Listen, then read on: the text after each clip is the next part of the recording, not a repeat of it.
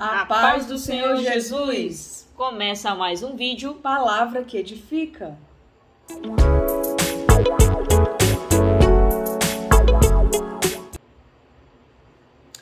Glória a Deus! Aleluia! No vídeo de hoje nós iremos falar sobre comunicação. Mas vocês estão tão acostumados com a palavra que a gente está passando, todos os vídeos, né? Falamos sobre vários assuntos e um dos assuntos que nós escolhemos hoje para falar com vocês é justamente esse. Será que a nossa comunicação está sendo eficaz? O que você entende sobre comunicação? Será que todos os vídeos anteriores que nós gravamos você conseguiu entender a mensagem? Se você está aí assistindo esse vídeo é porque ou é a primeira vez ou é porque realmente você quer ouvir a palavra que o Senhor tem para o seu coração. E hoje o Senhor está querendo falar com você e Ele precisa saber se você está entendendo, se a comunicação está sendo eficaz e que a mensagem está sendo passada da maneira mais correta possível. O texto que a gente escolheu para fazer a abertura desse vídeo está lá na segunda carta de Timóteo, capítulo 3, e versículo 16, que diz assim: Toda a escritura é dada pela inspiração de Deus e é proveitosa para doutrina, para repreender, para corrigir e instruir em justiça, para que o homem de Deus seja perfeito e perfeitamente instruído para toda boa obra.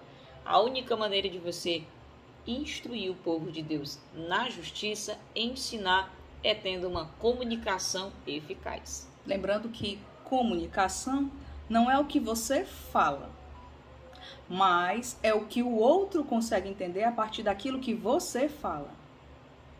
Já passou em algum momento numa situação que você está falando com alguém e a pessoa não entende aquilo que você está falando? Aí você tenta repetir, mas se você usar as mesmas palavras, a pessoa vai continuar não entendendo aquilo que você está falando. Então é interessante que você entenda o porquê que aquela pessoa não está entendendo, para você usar palavras diferentes, um outro vocabulário, para que a mensagem seja passada e entendida. Isso seria a comunicação. Fale de uma forma simples. Seja objetivo naquilo que você vai falar. Tem gente que começa a falar e arrudeia, que é um vocabulário aqui do Nordeste, arrudear. E muita gente não entende o que é. Arrudeia é dar a volta, enrola, tá certo? E no final, a mensagem que a pessoa às vezes quer passar nem lembra, porque demorou tanto tempo falando de uma coisa que não tinha nada a ver, e quando chegou na mensagem principal, a pessoa já não sabia mais onde é que estava. E acontece demais aqui. Além de você falar devagar, você também tem que respirar. Você já falou com alguém que só fala, que é dito como tagarela? Aquela pessoa que junta numa roda e só ela fala? Ninguém consegue falar. É comunicação? Não.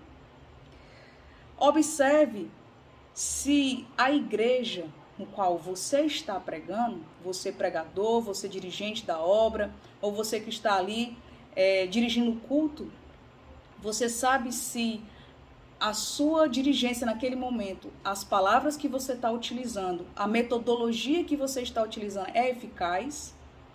Você está realmente conseguindo passar uma comunicação, como é que eu posso dizer, com eficácia? O que seria a comunicação com eficácia? É a comunicação a partir do momento que aquela pessoa que está falando e quem está escutando não está entendendo da maneira errada. Isso seria a comunicação eficaz. E quem está ouvindo, geralmente, manda os sinais. Observe se as pessoas estão interagindo. A gente sempre leva o termo, né? Tá pregando e a pessoa lá bocejando, olhando para o relógio. O distraído, olhando as redes sociais em pleno culto. Então, fique atento aos sinais. Lembre-se de uma coisa. Ninguém vai ao culto porque gosta de ir para o culto. Todo mundo. Você vai ter pessoas que estão precisando ouvir uma palavra e vai para o culto. Você vai encontrar pessoas que estão num momento de felicidade e vai para o culto para agradecer. E você vai ter pessoas que estão indo porque a mãe obrigou, o pai obrigou, o irmão obrigou. Mas você, se tiver uma boa comunicação, você vai conseguir ter a atenção de todo o público. E você vai conseguir interagir com esse público. E é esse o motivo da nossa simples conversa, essa didática de hoje. Quem era um mestre da pregação?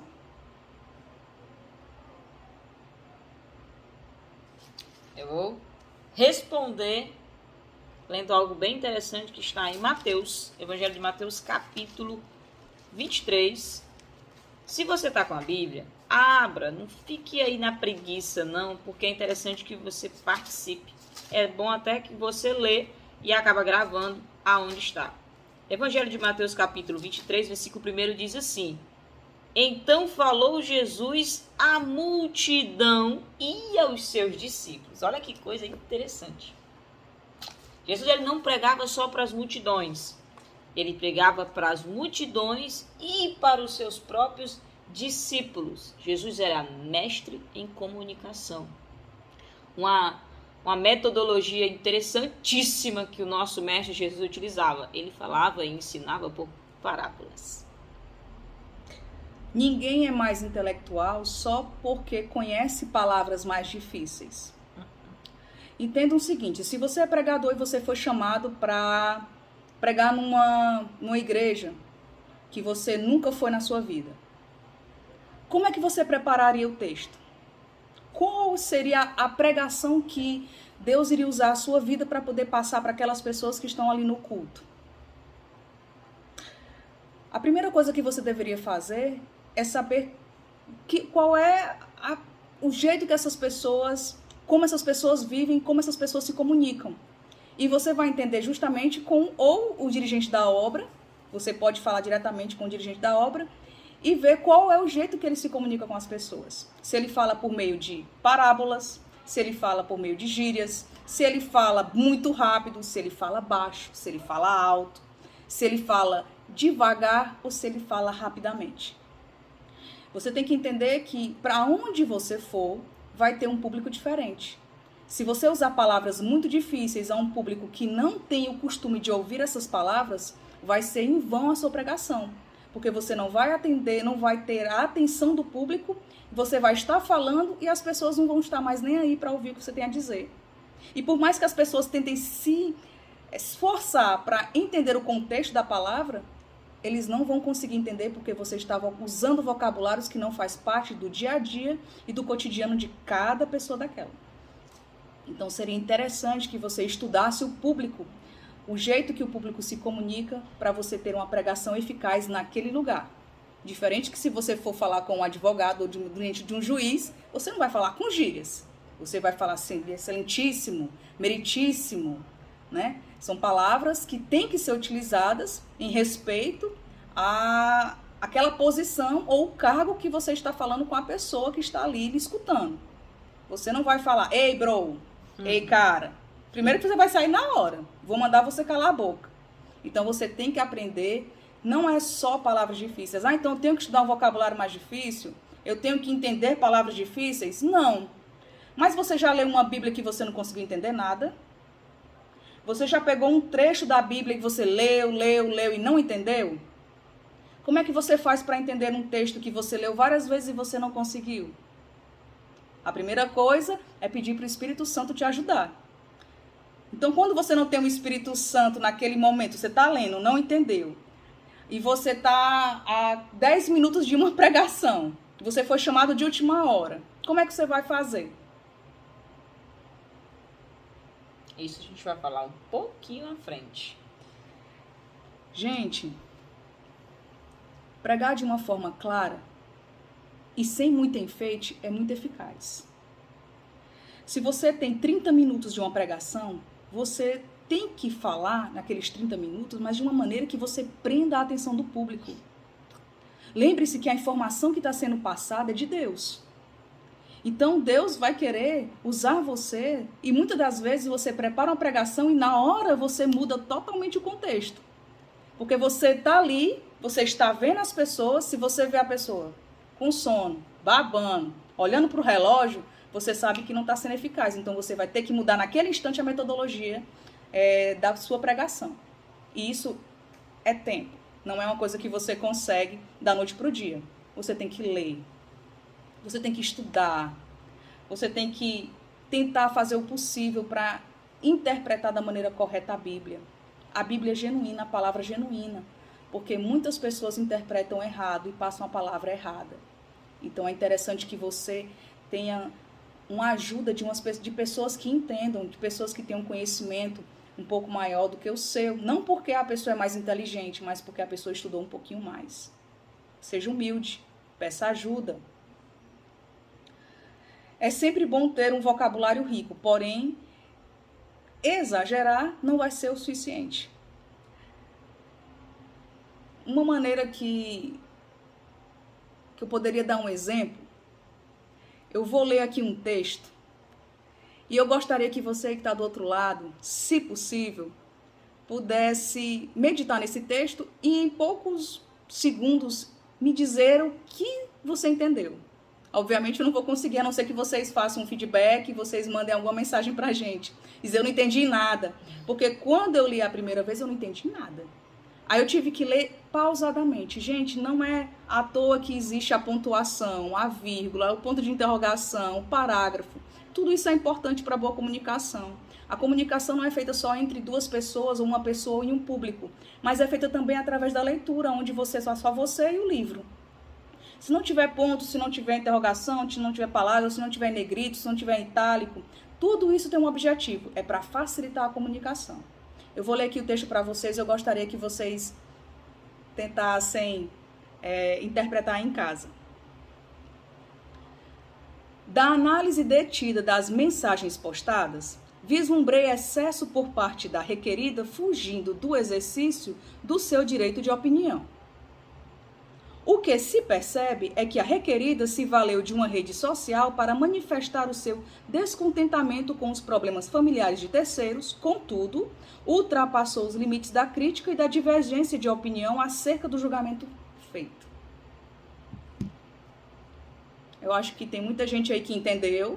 Eu acho que também tem muita gente aí que tá com aqueles interrogaçãozinhos assim, meu, cri, cri, cri. Qual seria uma outra maneira de você explicar o que eu acabei de falar? Isso acontece todos os dias nas redes sociais. Alguém vai exagerar o seu direito de opinião e acaba machucando, né? Ou até mesmo indo além nos comentários aí e manchando a imagem de outra pessoa. Cuidado naquilo que você comenta nas redes sociais. Esse texto é exatamente falando de alguém que exagerou no comentário, na postagem de outra pessoa. E acabou denegrindo a imagem dessa terceira, né? Já viu aquela comunicação que eu me lembrei agora? Através dos olhares. Você nem precisa falar, mas pelo jeito que você olha, a pessoa já interpreta.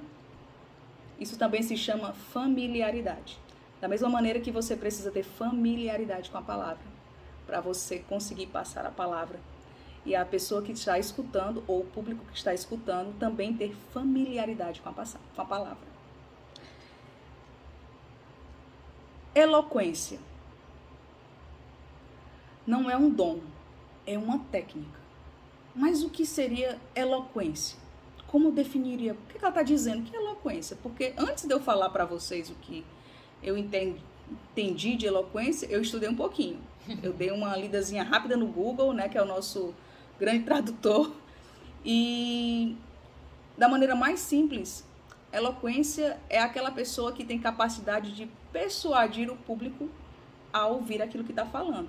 E tem pessoas que usam eloquência e tem pessoas que não usam eloquência. Tem pessoas que gritam, mas falam de uma maneira mais alta, mas conseguem aprender o público. Tem gente que usa um vocabulário um pouco estranho, com eloquência, e consegue prender o público.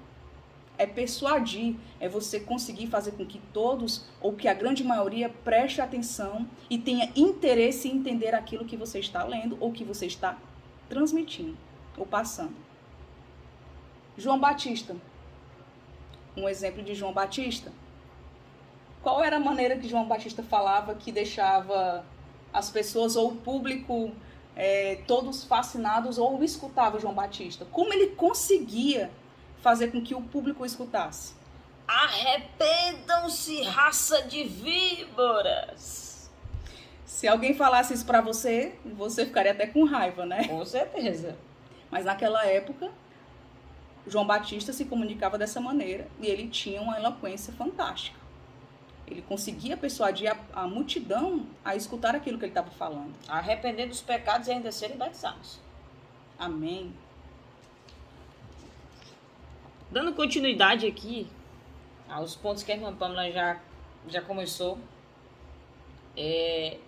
Irmão, você que prega, você que fala, foi chamado para ser palestrante. Eu não sei qual é a oportunidade que você foi convocado, foi convidado. Mas, pelo amor de Deus, ensaia antes. Irmão, não é problema nenhum ensaiar.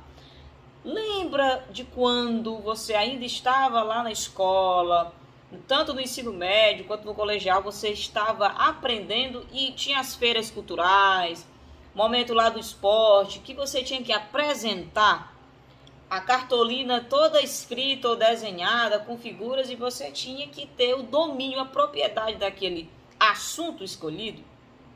Você ensaiava antes.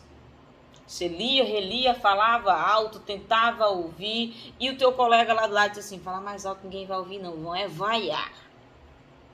Então, é disso que nós estamos falando. Antes de você ministrar, dirigir o culto, até mesmo louvar, fazer oração, exercita isso antes. Ensaia. Eu já falei em outros vídeos, tá? Isso foi algo de um curso, tá? Que fizemos de alguém experiente. Pastor Eliseu Rodrigues e Camila Barros. Eles sempre ensinam isso nos cursos que eles oferecem, tá? Faça a sua oração, o seu ensaio em voz audível. Você tem que se ouvir. E é interessante, usa aí o teu celular, usa o tablet, aquilo que você utiliza para acompanhar as redes sociais de outra pessoa, usa para você, tá certo? Para o teu crescimento, para aprimorar o dom, a vocação que quem sabe o Senhor te deu, tá? Então vai trazer a oportunidade, vai trazer uma mensagem, vai trazer uma pregação, ensaia antes, escolhe o texto, acostume-se com a sua voz. Eu vou te dar um exemplo do que aconteceu, isso é um testemunho meu. Iniciei a oportunidade para ministrar aos 13 anos de idade e eu não tinha domínio. O primeiro trecho que eu escolhi para pregar foi o de Davi enfrentando o gigante Golias.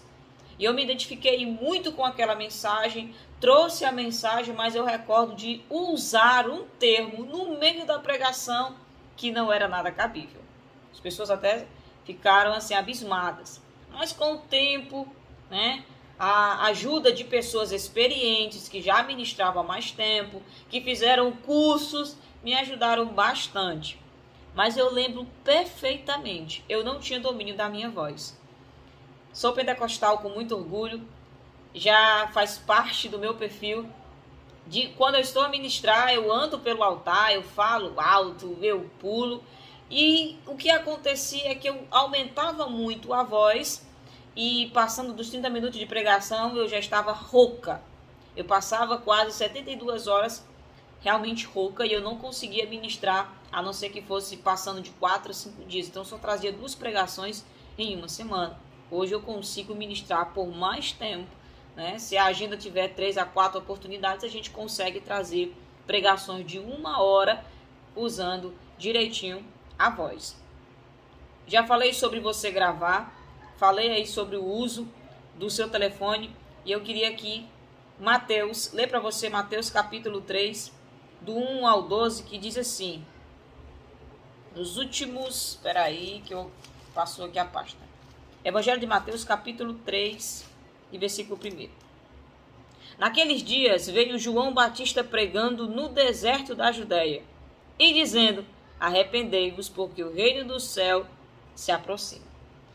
Que texto interessante, mas o mais interessante está realmente no versículo 1. Naquele dia veio João Batista pregando no deserto.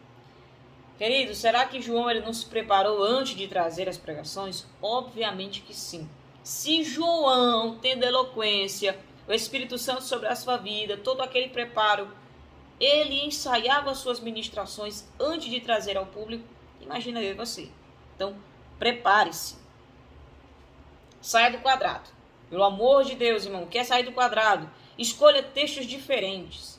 Se você já pregou sobre a mulher do fluxo de sangue, se você já falou sobre a Arca de Noé, se você já trouxe ministrações falando sobre Gênesis, o início de tudo, vai mudando as pregações, saia do quadrado.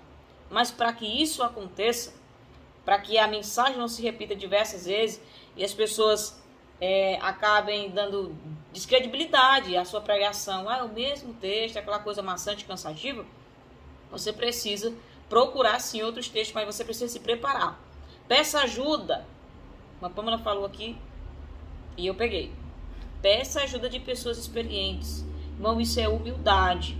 Tá tendo dificuldade em entender, interpretar, pede ajuda daquela pessoa que já ministra mais tempo. Não, consegue entender essa passagem aqui, me ajuda no preparo desta pregação. Importantíssimo, querido, tenha sua biblioteca, tá? Eu não tenho condições de comprar livro, tem vários PDFs aí de livros ótimos, falando sobre comunicação, sobre pregação eficaz, manual da pregação, e sem falar dos cursos, né, que estão sendo oferecidos aí por pessoas bem mais experientes, bem mais sábias. Pedir ajuda não é falha. Vocês estão entendendo? Último ponto, interessantíssimo também. Prepare-se com antecedência, tá? Já viu aquele negócio, veio pegar fogo, alguém chegou em casa, passou ali rapidinho e voltou, e você costuma usar, o cearense usa isso, né? Veio pegar fogo, porque tem que ser uma coisa muito rápida. Então, pelo amor de Deus, se prepara com antecedência. Irmão, tudo que é com antecedência sai muito bem feito. Tenha de 6 a 7 dias de preparo para um sermão, uma pregação, uma palestra, seja lá o que tu for fazer.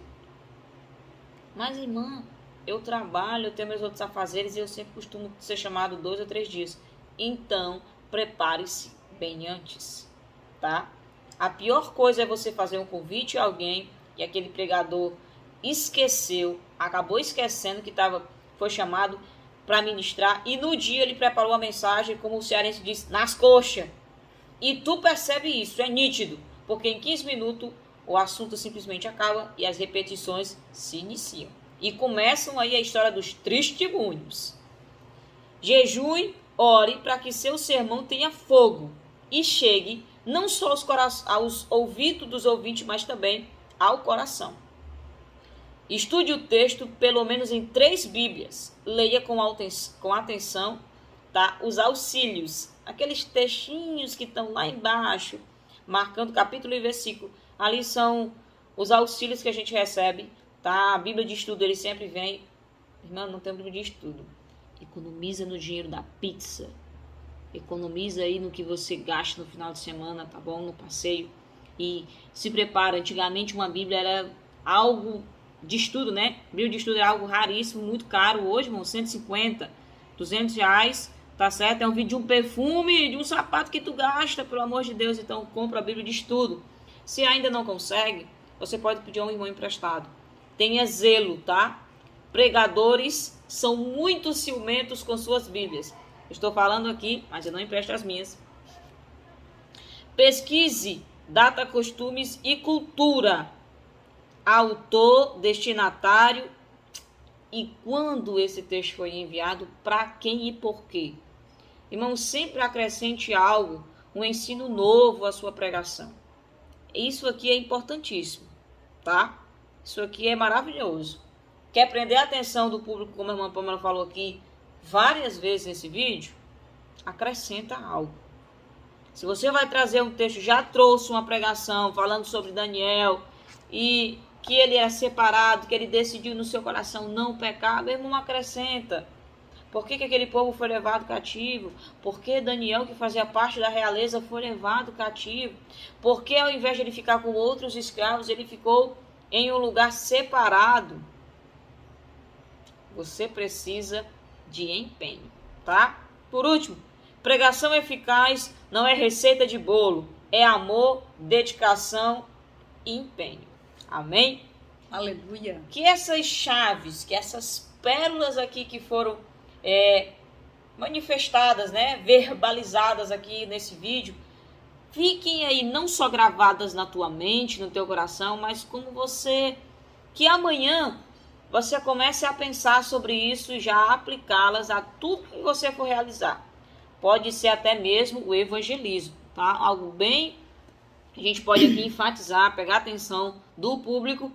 Evangelização eficaz também é uma comunicação eficaz. Muitas vezes você pregou para aquela pessoa, ofereceu, olha, um folhetim da palavra de Deus, o convite para o culto mais tarde, você passou todas as informações. E na hora que você leu o texto da Bíblia, você não conseguiu se comunicar da forma eficaz para aquela pessoa. Ela recebeu, mas não recebeu o convite. Recebeu a palavra, mas não recebeu o convite. Tu não consegue convencer, persuadir aquela pessoa a ir para o culto contigo, tá? Então isso também é aplicado ao louvor, a tudo. Já viu aquela pessoa que tem uma voz linda, maravilhosa, talento e a igreja não acompanha aquela pessoa? Tem a ver com isso também, tá? Então deixa essas pérolas para você, a nossa paz do Senhor, que o Senhor Jesus te abençoe. E se você conhece um pregador que está tendo dificuldade, um palestrante, alguém ali que tem uma oratória que precisa ser melhorado, até mesmo evangelista, vai, clica aí e compartilha. Uma das melhores maneiras para você saber se a sua pregação ou se a sua comunicação está melhorando é dentro de casa. Verdade. Daqui a pouco a gente vai assistir o nosso próprio vídeo e ver aquilo que poderia ser melhorado na nossa comunicação. Deus te abençoe. Paz do Senhor Jesus.